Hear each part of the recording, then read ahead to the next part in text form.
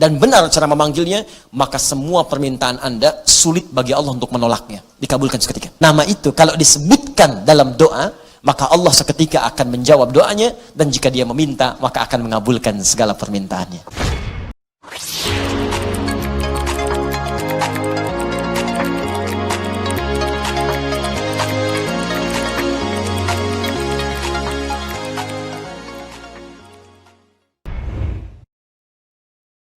Nah, sekarang untuk menunjukkan itu semua, maka ada satu kaidah. Kalau kaidah ini benar, dan inilah dari kalimat Bismillahirrahmanirrahim, akan muncul kemudian kalimat-kalimat lain sebagai tafsir dari kalimat ini, dan satu dengan yang lainnya akan saling menjelaskan. Indahnya nanti keterangan di Al-Fatihah dirinci di Al-Baqarah, terusannya ada di Ali Imran, sampai dengan ke An-Nas. Indah luar biasa. Dan di setiap kalimat ada yang akan saling menjelaskan. Dan kunci dari semua ini terletak pada kalimat Allah. Dan ini bahasan terakhir kita. Allah. Makanya saya akhirkan.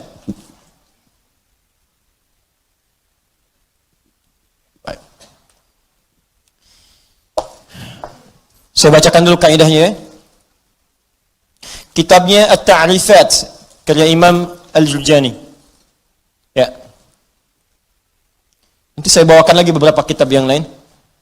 Ini kadang-kadang kitab itu saya hafalkan, cuma kadang-kadang ada sebagian kawan-kawan yang mungkin belum mendapati referensinya, jadi menilai bahwa ini nggak ada nih, pendapat ini nggak ada, dari mana gitu kan? Nah, maka beberapa taklim mungkin saya akan bawa kitab-kitab itu supaya bisa untuk sharing di situ. Kalau ada yang kurang tepat silahkan diluruskan, tidak ada masalah. Saya sih enak saja. Kalau benar salah ya kita katakan itu keliru ya. Kalau misalnya salah sebut nama, ya saya salah sebut nama kemarin, harusnya ini, yang benar ini bukan ini, ya selesai. Dan tidak harus mempertahankan kesalahan. Ya. Dan juga jangan cari-cari kesalahan, capek nanti. Ya, capek. Guru itu kalau mengajar pasti ada salahnya, pasti salah. Tapi yang paling salah adalah murid yang mencari-cari kesalahan guru. Jelas ya?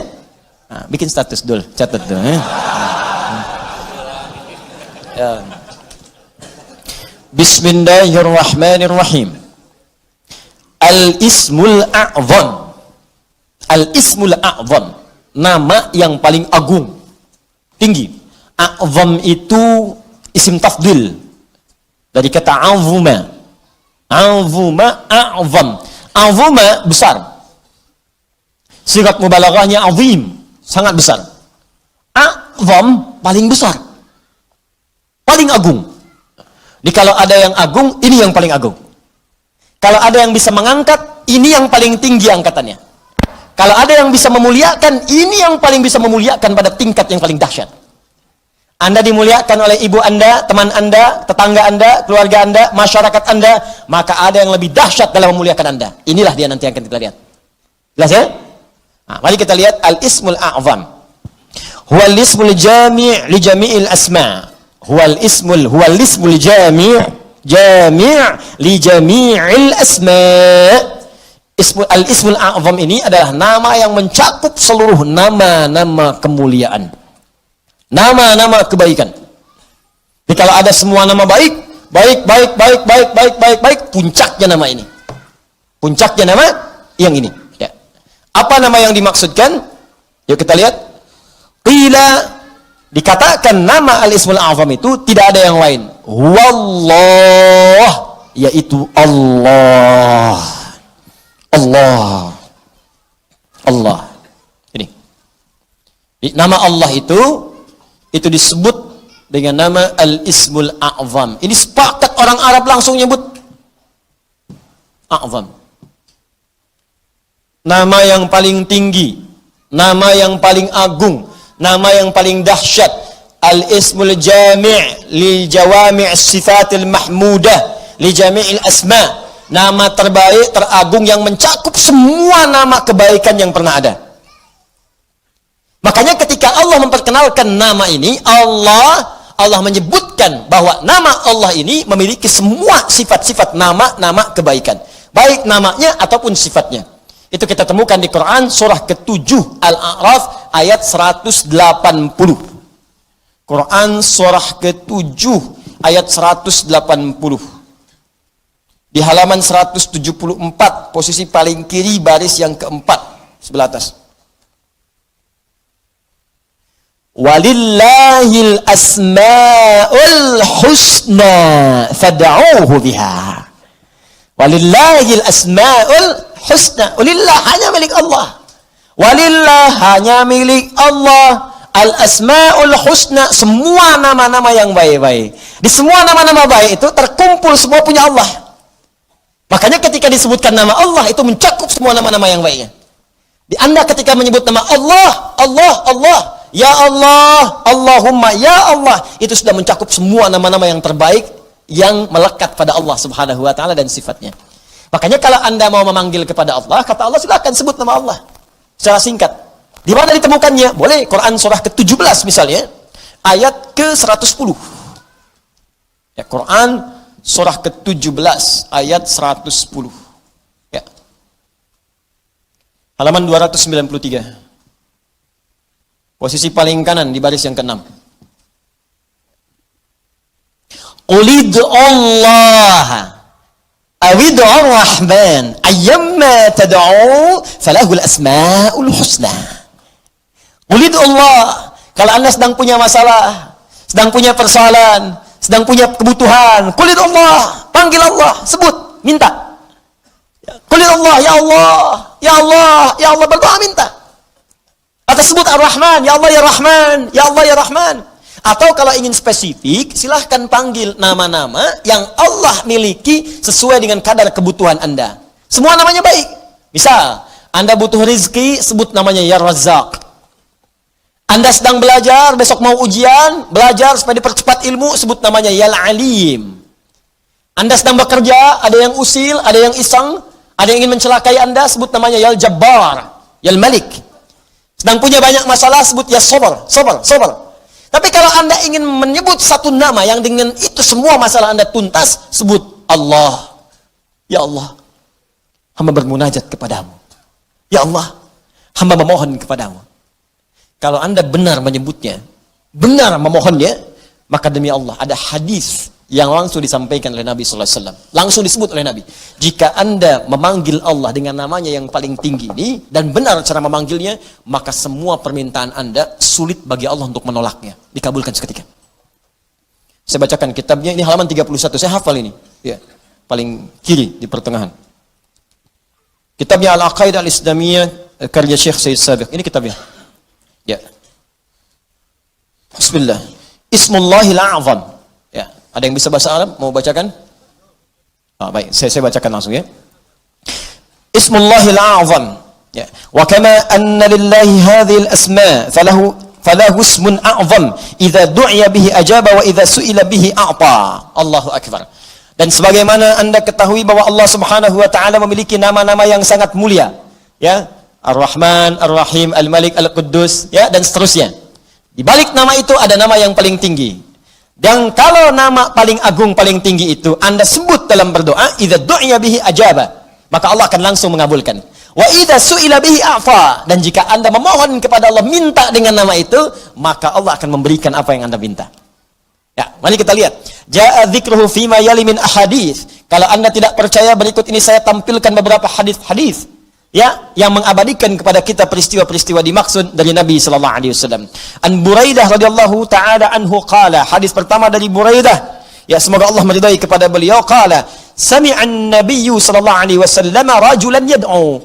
Satu kali Nabi sallallahu alaihi wasallam pernah mendengar seorang lelaki sedang berdoa. Lelaki itu berdoa, kedengaran oleh Nabi. Ya, apa doanya? Mari kita lihat. Wa huwa yaqulu, dia berkata, Allahumma inni as'aluka bi anni ushhidu annaka antallah la ilaha illa antas samad alladzi lam yalid wa lam yulad wa lam yakul lahu kufuwan ahad. Allahumma ighfirli. Saya baca ke kitab. Bi anni ushhidu annaka antallah la ilaha illa antal ahadus samad alladzi lam yalid wa lam yulad wa lam yakul lahu kufuwan ahad. Allahu akbar. Dia membaca pertama, usyhidu bi annaka antallah, ya Allah. Perhatikan nih. Saya bersaksi Engkau Allah. Engkau Allah. Engkau Tuhanku ya Allah.